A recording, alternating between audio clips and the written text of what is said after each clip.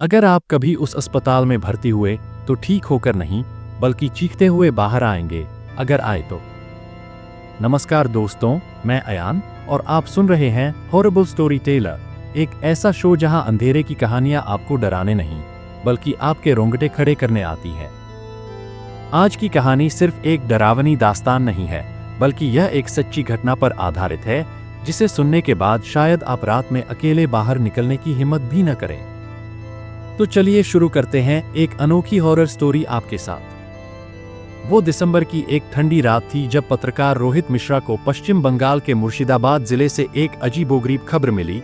एक पुराने सरकारी अस्पताल, जिसका नाम था राजपुर सिविल हॉस्पिटल, वहां पिछले 2 महीने में जितने भी मरीज भर्ती हुए, उनमें से आधे कभी बाहर ही नहीं आए, और जो आए वो पागल हो चुके थे। बस एक ही बात कहते, वो सफेद कोट वाला हमें फिर लेने आएगा। रोहित की पत्रकारिता की भूख ऐसी चीजों को छोड़ नहीं सकती थी। उसने अपने कैमरे, रिकॉर्डर और नोटबुक के साथ खुद अस्पताल जाकर तहकीकात करने की सोची। अस्पताल पहली नजर में ही किसी मुर्दाघर जैसा लगा। टपकती छत, अंधेरे कॉरिडोर, सड़ती दवाइयों की गंध और नर्सिंग स्टाफ के चेहरे पर अजीब सा डर। लेकिन जो सबसे अजीब था, वो था वार्ड नंबर 13 इंच, जिसे हमेशा बंद रखा जाता था और किसी को भी वहां जाने की इजाजत नहीं थी, यहाँ तक कि डॉक्टरों को भी नहीं। लोगों ने बताया कि यह वार्ड सालों पहले एक बड़े हादसे के बाद बंद कर दिया गया था, जब ऑपरेशन थिएटर में अचानक आग लग गई थी और 3 डॉक्टर और 7 मरीज जिंदा जल गए थे। लेकिन उनमें से एक डॉक्टर की लाश कभी नहीं मिली। तब से उस वार्ड से रात में अजीब चीखें, कराहटे और धातु के गिरने की आवाजें आती थीं। रोहित ने जब एक नर्स को रिश्वत देकर वार्ड नंबर 13 की चाबी ली और रात 2 बजे वहां गया, तो उसके कैमरे में पहली चीज जो कैद हुई वो थी ऑपरेशन टेबल पर पड़े ताजा खून के निशान। जबकि उस कमरे को सालों से बंद बताया गया था, वो सोच ही रहा था कि अचानक बगल के दरवाजे से किसी ने स्टील ट्रॉली धकेलने की आवाज की। लेकिन जब उसने मुड़कर देखा तो वहां कोई नहीं था। कैमरे में दोबारा देखने पर एक फ्रेम में सफेद कोट पहने एक डॉक्टर दिखा, जो ट्रॉली धकेल रहा था। लेकिन उसका चेहरा बिल्कुल काला था, आंखों की जगह सिर्फ 2 जलते गड्ढे थे।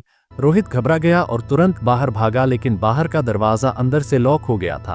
अब उसे एहसास हुआ कि शायद ये वही डॉक्टर था जो आग में जला था, और अब वो वापस आ चुका है अधूरे ऑपरेशन पूरे करने।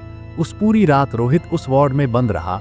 उसने देखा कैसे मरीजों के बेड अपने आप हिलते थे, ऑक्सीजन सिलेंडर चालू हो जाते थे, और हवा में ऐसी आवाजें आती थीं जैसे कोई किसी के सीने को चीर रहा हो।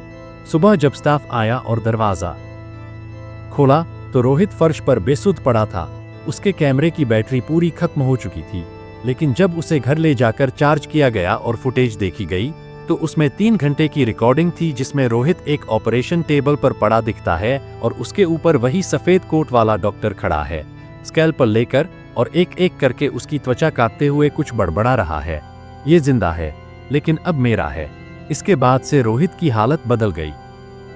वो लोगों से मिलने से डरने लगा, रात में नींद में चिल्लाता, और हर कमरे में सिर्फ डॉक्टर की परछाई देखता। सबसे डरावनी बात तब हुई जब उसने एक दिन अपनी छाती पर 3 गहरे निशान पाए, बिल्कुल वैसे ही जैसे सर्जरी के दौरान लगाए जाते हैं। डॉक्टरों ने जांच की तो पाया कि उसके शरीर में बिना किसी सर्जरी के कुछ अंग बदले जा चुके हैं, जैसे किसी ने चुपचाप उसकी बॉडी में छेड़छाड़ की हो। अब रोहित की आंखों में भी वही जलते गड्ढे दिखने लगे हैं, और वो खुद दूसरों को उस अस्पताल के बारे में बताने लगा है।